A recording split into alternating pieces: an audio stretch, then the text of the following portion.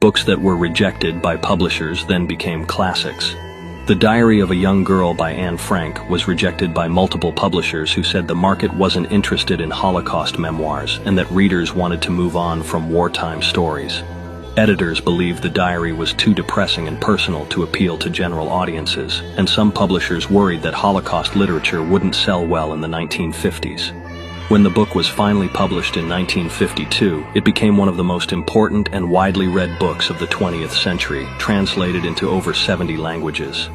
The rejection letters later became embarrassing examples of publishers' inability to recognize historically significant literature.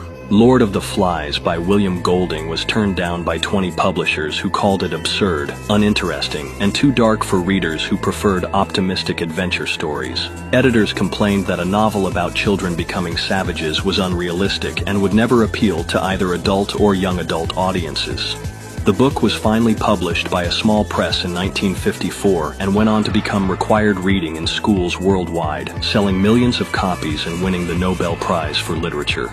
Golding kept the rejection letters as reminders of how wrong publishing experts could be about literary merit. Dune by Frank Herbert was rejected by 23 publishers who said science fiction novels were too long, complicated, and uncommercial for mainstream success. Editors argued that readers wouldn't understand the complex world-building and political themes, and that the book was too intellectual for the fantasy genre.